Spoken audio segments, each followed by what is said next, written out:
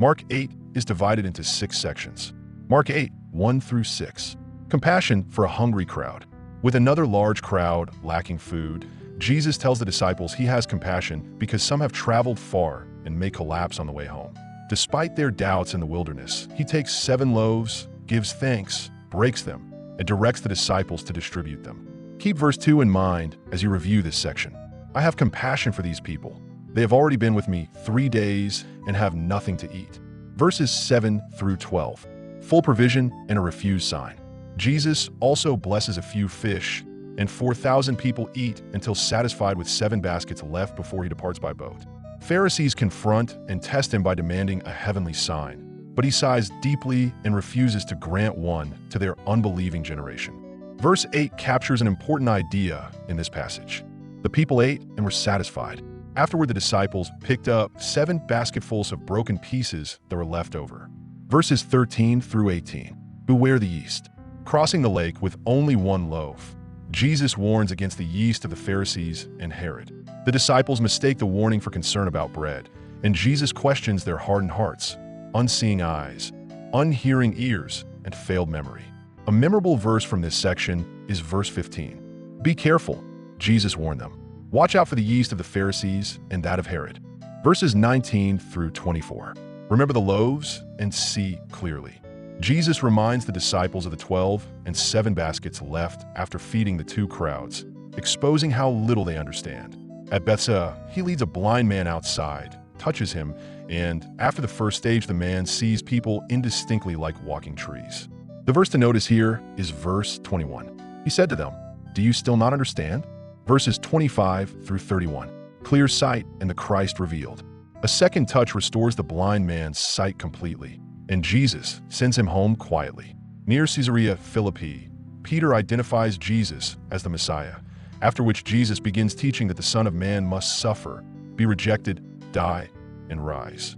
Verse 29 is a strong anchor for this section. "But what about you?" he asked. "Who do you say I am?" Peter answered, "You are the Messiah." Verses 32 through 38. The way of the cross. Peter rebukes Jesus' plain prediction, but Jesus rebukes Peter for adopting human rather than divine concerns.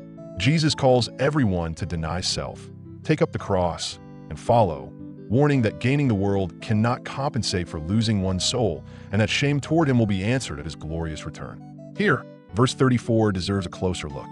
Then he called the crowd to him along with his disciples and said, "Whoever wants to be my disciple must deny themselves and take up their cross and follow me." We are about to read through Mark chapter 8 from the beginning. During those days, another large crowd gathered.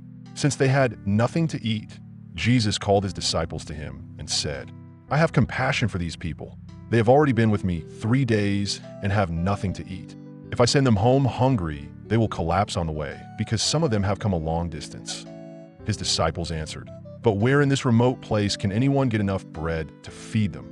How many loaves do you have?" Jesus asked. 7, they replied. He told the crowd to sit down on the ground. When he had taken the 7 loaves and given thanks, he broke them and gave them to his disciples to distribute to the people, and they did so. They had a few small fish as well. He gave thanks for them also and told the disciples to distribute them. The people ate and were satisfied. Afterward, the disciples picked up 7 basketfuls of broken pieces that were left over. About 4,000 were present. After he had sent them away, he got into the boat with his disciples and went to the region of Dalmanutha. The Pharisees came and began to question Jesus. To test him, they asked him for a sign from heaven.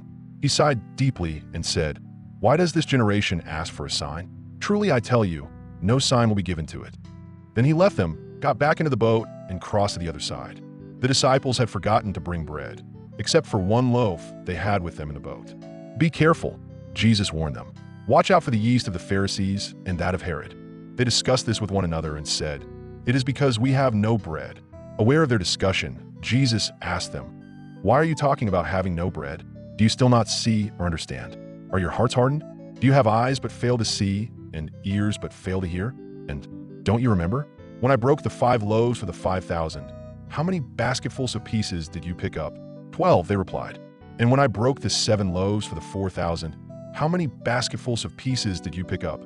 They answered, 7. He said to them, "Do you still not understand?" They came to Bethsaida, and some people brought a blind man and begged Jesus to touch him. He took the blind man by the hand and led him outside the village. When he had spit on the man's eyes and put his hands on him, Jesus asked, "Do you see anything?"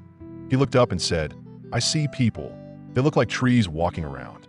Once more Jesus put his hands on the man's eyes. Then his eyes were opened, his sight was restored, and he saw everything clearly. Jesus sent him home, saying, "Don't even go into the village." Jesus and his disciples went on to the villages around Caesarea Philippi. On the way he asked them, "Who do people say I am?" They replied, "Some say John the Baptist, others say Elijah, and still others, one of the prophets." "But what about you?" he asked.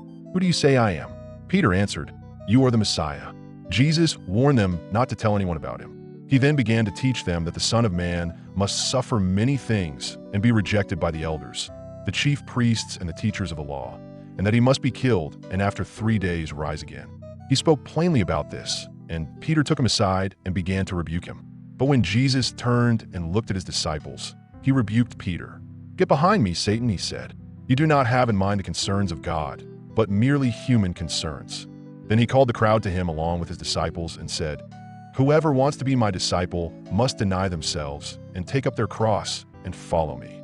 For whoever wants to save their life will lose it, but whoever loses their life for me and for the gospel will save it. What good is it for someone to gain the whole world, yet forfeit their soul? Or what can anyone give in exchange for their soul? If anyone is ashamed of me and my words in this adulterous and sinful generation, the Son of Man will be ashamed of them when he comes in his Father's glory with the holy angels."